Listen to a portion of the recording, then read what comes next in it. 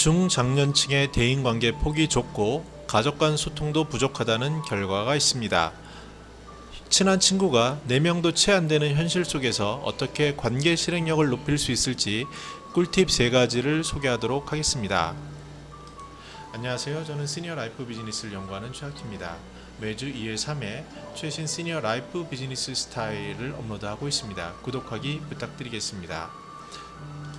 네, 오늘은 삼성생명에서 나온 자료를 살펴보도록 하겠습니다. 은퇴준비지수라는 건데요. 중장년층의 대인관계 폭이 좁고 가족 간 소통이 부족하다라는 연구 결과입니다.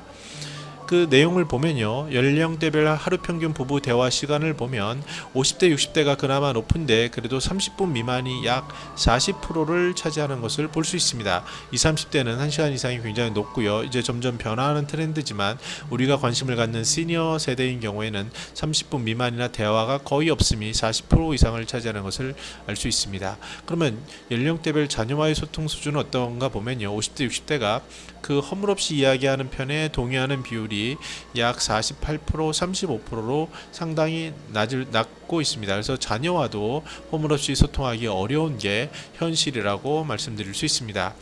그래서 이런 질문을 던졌습니다. 평소 마음 터놓고 지내는 사람 수가 몇 명이냐? 보시면 놀라겠지만 3.7명, 3.3명으로 4명 이 안 되고 있습니다.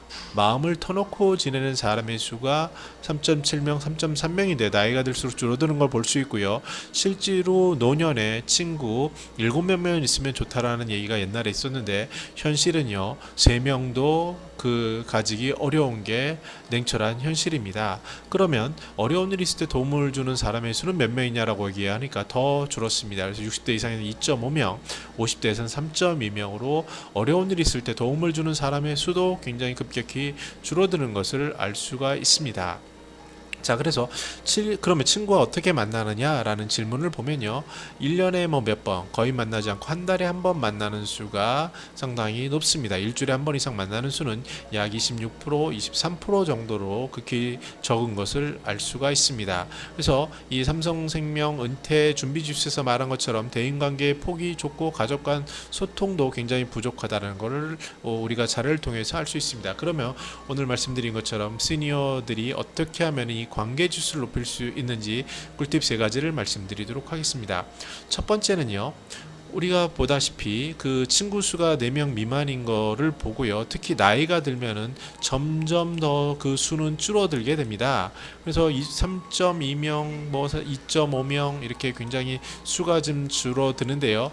그러면 방법은요, 뭐냐면 빈도수라기보다는 관계의 폭을 넓히는 데 있습니다. 그래서 그럼 어떻게 관계의 폭을 넓히느냐? 그것은 바로 취미 활동에서 먼저 찾는 겁니다. 그래서 취미라고 하면 구체적인 거는 운동을 들 수 있겠습니다. 그래서 이제 배드민턴이라든지 자전거라든지 이런 취미를 같이 찾는 모임을 더 활발히 해야 되고요. 그리고 이제 종교 행사도 마찬가지죠. 그리고 봉사하는 활동을 늘려야 합니다.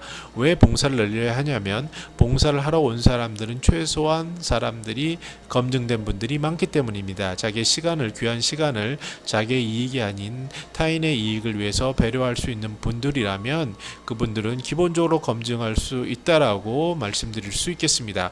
그 다음은요, 가치 부분인데요. 자기가 지향하는 가치와 갖는 그 관계의 폭을 넓히는 것이 가장 중요합니다. 그래서 점점 나이가 들면서 특히 퇴직 후에 직장 동료들을 잃게 되고 만나는 범위가 지역으로 좁게 됩니다. 특히 나이가 들면 그 지하철 거리를 30분 이내로 굉장히 협소한 관계망을 만들게 되는데요.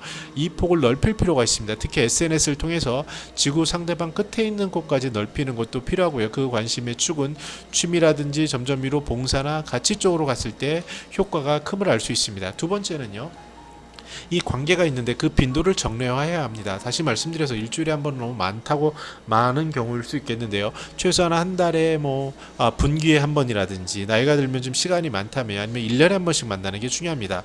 저 같은 경우도 이제 와이프의 친구들이나 이런 친구들하고 모임을 매년 하게 돼요. 그래서 외국에 사는 경우도 많이 있는데 그렇게 한 10년, 20년을 하다 보니까 정말 친구가 되고 관계가 오히려 멀리 있지만 가까이 있는 것 같은 그러한 느낌을 주고 어려울 때 도움을 주고받는 관계로 성장하는 것을 많이 저도 체감할 수 있습니다. 그래서 소중한 친구일수록 관계의 빈도를 정리하는 게 중요합니다.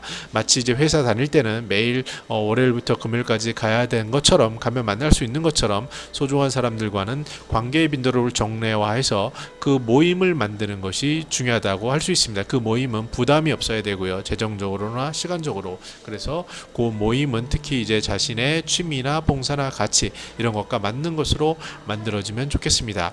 마지막으로 그 모임을 만들었을 때 모임의 총무가 되는 것이 중요합니다. 왜냐면요, 사람들이 좋아하는 사람은 굳은 일을 맡아서 해주는 사람입니다.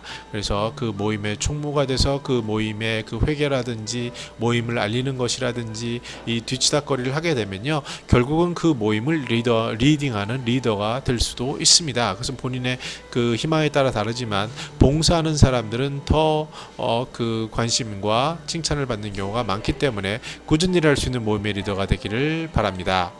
네, 오늘은 이렇게 그 삼성생명에서 나온 지수를 봤습니다. 관계는 점점 좁아지고 특히 퇴직 후에 만나는 사람의 수는 적어지고 자기의 삶에 친한 친구 또는 도움을 받는 친구가 4명 이하라는 것은 굉장히 심각한 일입니다.